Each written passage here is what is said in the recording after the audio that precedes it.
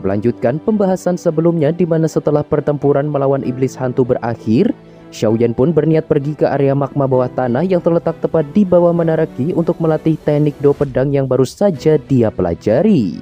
Namun sebelum itu, Xiaoyan menemui Tetua Suqian terlebih dahulu untuk meminta izin kepadanya.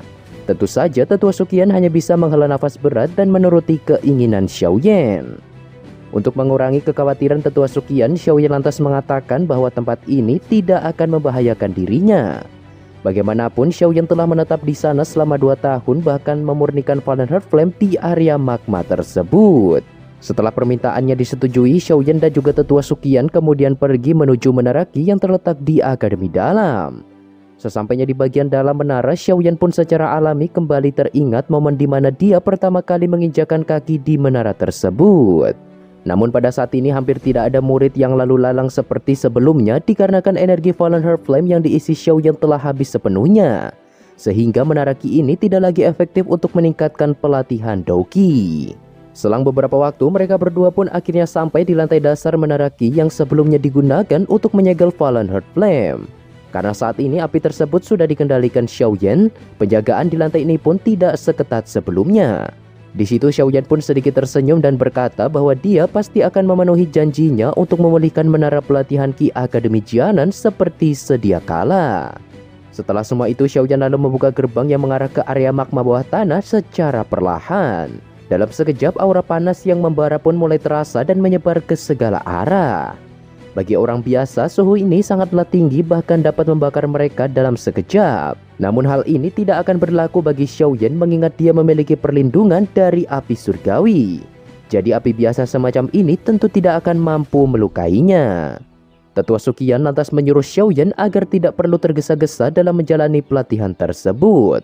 Dia juga akan membantu Xiaoyan menyampaikan hal ini kepada dokter peri kecil dan yang lainnya agar mereka tidak merasa khawatir. Jadi Xiaoyan bisa fokus berlatih dan meningkatkan kekuatannya dengan tenang. Di situ Xiaoyan sekali lagi mengucapkan terima kasih kepada Tetua Suqian sebelum akhirnya pergi memasuki area magma tersebut. Selama dia bisa berlatih di tempat ini dalam waktu yang cukup lama, kekuatannya pasti akan mengalami peningkatan besar. Begitu Xiaoyan memasuki area yang lebih dalam, dia samar-samar merasakan ada sebuah suara asing yang terus memanggilnya dari dasar magma. Namun ketika Xiaoyan mulai waspada dan mencari sumber suara tersebut, panggilan ini perlahan menyebar dan akhirnya menghilang. Adegan aneh semacam ini membuat Xiaoyan bertanya-tanya apakah itu semua hanyalah sebuah ilusi. Beberapa saat kemudian, Xiaoyan pun akhirnya sampai ke area magma yang sangat luas, tempat di mana dia terkurung bersama Medusa sebelumnya. Setelah memeriksa situasi di sekitar, Xiaoyan lantas membentuk sebuah gua kecil dari tumpukan batu untuk digunakan sebagai tempatnya berlatih. Tanpa banyak basa-basi, Xiaoyan pun langsung memasuki mode latihan agar bisa menguasai teknik do pedang warisan Doujun secepatnya. Dalam sekejap, aura panas yang tersebar di seluruh area magma pun perlahan melonjak dan akhirnya terserap ke dalam tubuh Xiaoyan. Karena energi panas yang terserap ini terlalu besar, Xiaoyan pun bergegas mengeluarkan beberapa bahan obat dan membakarnya dengan api surgawi. Namun di sini Xiaoyan tidak berniat memurnikan pil obat dikarenakan dia hanya memerlukan energi dingin yang dihasilkan dari bahan obat tersebut untuk membantunya mengendalikan aura panas yang terserap ke dalam tubuhnya. Setelah meneteskan cairan dingin ini, tubuh Xiaoyan yang awalnya terlihat seperti bara api pun seketika padam dan memancarkan aura dingin yang cukup kuat. Saat ini Xiaoyan tidak perlu lagi khawatir akan kehilangan kendali saat menyerap energi panas di sekitarnya. Singkat cerita, proses penyerapan ini pun telah berlangsung selama 1 jam lamanya. Begitu Xiaoyan membuka mata, dia dapat merasakan kalau Doqi di dalam tubuhnya benar-benar mengalami peningkatan yang sangat signifikan. Nah, setelah pembiasaan diri terhadap area magma dirasa sudah cukup, Xiaoyan pun mulai berlatih teknik do pedang 6 penguasa secara perlahan. Untuk menguasai teknik warisan Doujun yang termasuk kelas tertinggi tentu bukanlah sesuatu yang mudah. Beruntung sebelumnya Xiaoyan mendapat sedikit pemahaman dari energi spiritual yang ditinggalkan di dalam gulungan teknik tersebut. Ditambah adanya bantuan dari energi panas yang tersebar di sekitarnya, Xiaoyan pun mulai memahami teknik ini sedikit demi sedikit. Di bawah ketenangan ini tak terasa Xiaoyan kini telah berada di area magma selama 10 hari. Dalam kurun waktu tersebut, kekuatan Xiaoyan di bintang 5 Do Huang juga telah meningkat dan menjadi jauh lebih stabil dari sebelumnya. Setelah adaptasi ini, perasaan memanggil yang Xiaoyan rasakan saat memasuki area magma di awal kembali muncul dan semakin jelas. Dengan persepsi spiritual miliknya, Xiaoyan akhirnya menyadari kalau semua panggilan itu ternyata ditujukan untuk Fallen Heart Flame yang ada di dalam tubuhnya. Namun saat ini, Xiaoyan hanya menunjukkan sikap acuh tak acuh dan terus melanjutkan pelatihan. Di atas lautan magma yang terus bergejolak, Xiaoyan pun mulai mempraktekkan beberapa gerakan dari teknik 6 penguasa. Meski hanya melatih beberapa gerakan awal, tetapi Xiaoyan benar-benar tampak kelelahan dan kehabisan tenaga. Bahkan lapisan dingin yang melindungi tubuhnya kini mulai mengalami kerusakan di beberapa bagian yang menandakan kalau Xiaoyan belum menguasai teknik tersebut. Menurut gulungan yang dia baca, seseorang harus bisa memasuki gelombang magma sesuka hati tanpa terluka sedikit pun jika ingin menguasai teknik 6 penguasa sepenuhnya. Tentu saja hal ini cukup mengganggu pikiran Xiaoyan. Bagaimanapun dia telah menghabiskan waktu setengah bulan di dalam area magma. Namun sampai saat ini dia masih kesulitan untuk menguasai teknik warisan Douzun itu. Karena sudah merasa lelah, Xiaoyan lantas menyimpan pedang hitam miliknya dan bergegas terbang melintasi lautan magma menuju goa peristirahatan yang dia bentuk sebelumnya. Meskipun pelatihan teknik Do 6 penguasa mengalami kemacetan, tetapi dalam kurun waktu setengah bulan ini, Xiaoyan tanpa sadar telah maju ke bintang 6 Do Huang. Tampaknya latihan keras serta bantuan dari energi panas di area tersebut telah membantu mempercepat peningkatan energi Daoqi yang dimiliki Xiaoyan. Peningkatan ini secara alami membuat kepercayaan diri Xiaoyan sedikit bertambah dalam persiapannya menuju dataran tengah. Namun di samping itu, Xiaoyan juga merasa sedikit ragu apakah dia bisa mendapatkan posisi 10 besar dalam acara pil gathering yang disebutkan oleh Xinlan. Bagaimanapun, acara ini merupakan kompetisi pil terbesar yang akan diikuti seluruh alkemis dari setiap penjuru benua. Akan tetapi, karena tujuan utama Xiaoyan adalah api surgawi 3000 Burning Flame, semangat juang yang awalnya meredup pun kini perlahan mulai melonjak dan memenuhi pikiran Xiaoyan. Singkat cerita, Xiaoyan pun memasuki goa peristirahatan dan langsung bermeditasi untuk memulihkan diri. Dari gejolak Daoqi yang Xiaoyan rasakan, kemungkinan besar dia bisa mencapai puncak bintang 6 Do Huang dalam waktu 2 bulan ke depan. Setelah 1 bulan berlalu, Xiaoyan pun kini akhirnya berhasil menguasai tahap awal dari teknik Do 6 penguasa yang disebut dengan Raging Flame.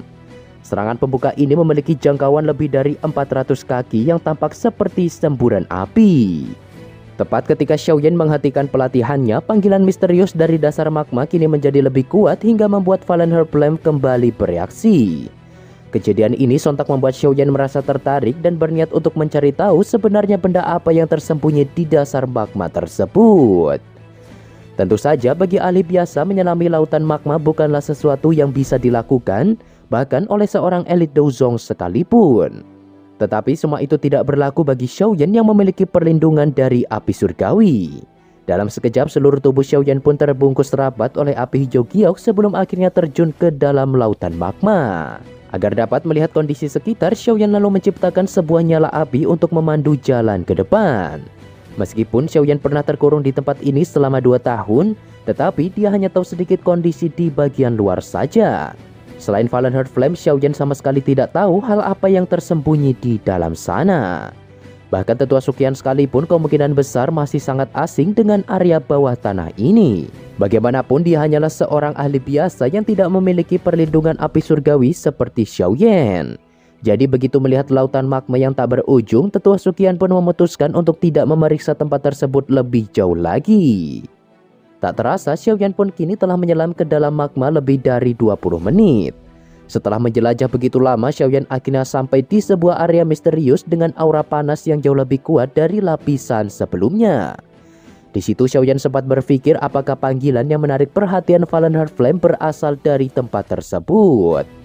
Tak lama kemudian, adegan aneh pun tiba-tiba terjadi di mana aliran magma di sekitar Xiaoyan tiba-tiba berputar dan membentuk sebuah pusaran yang cukup besar. Perubahan mendadak ini sontak membuat Xiaoyan terkejut dan bersiap untuk melarikan diri secepat mungkin jika ada sesuatu yang terjadi.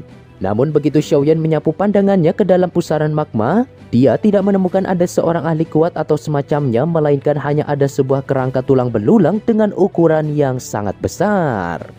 Pada saat ini hal yang menarik perhatian Xiaoyan bukanlah kerangka tersebut, melainkan nyala api yang melayang di atasnya. Jika dilihat dengan seksama, api ini tampak seperti benda yang tak terlihat. Tentu saja Xiaoyan sangat akrab dengan penampilan ini dikarenakan api tersebut sama persis dengan Fallen Heart Flame yang dia miliki. Pikiran Xiaoyan pun secara alami menjadi kacau dan bertanya-tanya bagaimana bisa ada api surgawi serupa dan muncul di tempat yang sama. Terlebih Xiaoyan masih penasaran siapakah pemilik kerangka raksasa yang tergeletak di bawah nyala api tersebut. Di saat Xiaoyan masih pusing memikirkan masalah ini, tembakan magma pun tiba-tiba melesat ke arahnya dari segala penjuru. Xiaoyan pun seketika menghindar dengan kecepatan penuh sembari mencari tahu dari mana serangan itu berasal. Dari kejauhan Xiaoyan dapat melihat sosok makhluk berukuran besar dengan sisik keras yang menutupi seluruh tubuhnya. Setelah diamati, ternyata makhluk ini merupakan seekor kadal yang memiliki dua kaki seperti manusia. Tentu saja Xiaoyan cukup terkejut melihat ada makhluk hidup yang menempati lautan magma semacam ini. Setelah keduanya saling bertukar pandang, sang kadal magma itu pun seketika melesat lurus ke arah Xiaoyan dan mencoba untuk menyerangnya. Beruntung Xiaoyan berhasil menciptakan penghalang api hijau giok tepat waktu dan memaksa kadal magma tersebut untuk mundur beberapa meter ke belakang. Serangan ini tampaknya telah membuat kadal magma sangat marah dan langsung menembakkan energi magma dari mulutnya dan tampak seperti peluru meriam yang terus menembaki Xiaoyan tanpa henti. Dengan bantuan teknik langkah 3000 petir, Xiaoyan pun berhasil menghindari seluruh bola magma yang menargetkannya dan akhirnya muncul tepat di belakang kadal tersebut. Di situ Xiaoyan lantas meringkuk jari tangannya layaknya sebuah pisau tajam dan langsung menembus punggung kadal magma yang berada di hadapannya itu. Dalam sekejap kadal ini pun mulai melemah dan akhirnya tewas di tangan Xiaoyan. Di saat yang bersamaan, Xiaoyan secara tidak sengaja menemukan sebuah manik-manik berwarna merah terang yang tersimpan di dalam tubuh kadal tersebut. Xiaoyan pun tampak terkejut setelah menyadari bahwa manik-manik ini ternyata menyimpan energi api yang sangat kuat dan juga murni di dalamnya. Bisa dikatakan energi ini setara dengan hasil pelatihan Xiaoyan setelah menyerap energi panas di area magma tersebut selama 2 hari penuh. Meskipun manik-manik ini sangat berharga, tetapi kini Xiaoyan hanya memiliki 1 butir di tangannya, yang dimana energi itu masih terlalu sedikit untuk membantu meningkatkan kekuatannya. Selang beberapa waktu, sebuah keributan pun tiba-tiba terdengar dari bagian barat lautan magma dan terus mendekat ke arah Xiaoyan. Ternyata itu adalah gerombolan kadal magma dengan jumlah yang sangat banyak. Tatapan Xiaoyan pun seketika menyusut begitu melihat gerombolan ini datang. Dengan jumlah mereka yang sangat banyak, tentu Xiaoyan akan kesulitan jika ingin melarikan diri. Oleh karena itu, dia hanya bisa berjuang sekuat tenaga dan mengalahkan gerombolan kadal magma tersebut. Api hijau giok yang membungkus tubuh Xiaoyan pun perlahan menjadi semakin padat dan terus melonjak ke segala arah untuk memblokir para kadal magma yang datang menyerang. Meskipun gerombolan ini bukanlah ancaman besar bagi Xiaoyan, tetapi jika jumlahnya terus bertambah, maka pada akhirnya dia juga akan kesulitan. Oleh karenanya, Xiaoyan memutuskan untuk mundur sembari membunuh kadal tersebut satu persatu. Namun di situ, Xiaoyan tiba-tiba saja dihentikan dengan kemunculan seekor kadal magma dengan ukuran yang sangat besar. Xiaoyan pun dapat merasakan secara jelas kalau kadal raksasa ini memiliki kekuatan yang jauh lebih besar jika dibandingkan dengan gerombolan kadal yang ada di belakangnya. Tampaknya kali ini Xiaoyan harus mengerahkan seluruh kekuatan jika ingin keluar dari situasi tersebut. The roads we travel, the journey of our lives. Nah, kira-kira seperti itulah spoiler pembahasan BTTH Season 5 episode 84 part 2-nya. Thanks buat kalian yang sudah menonton video ini dan sampai berjumpa lagi di pembahasan selanjutnya. Memories fade, but legends never die.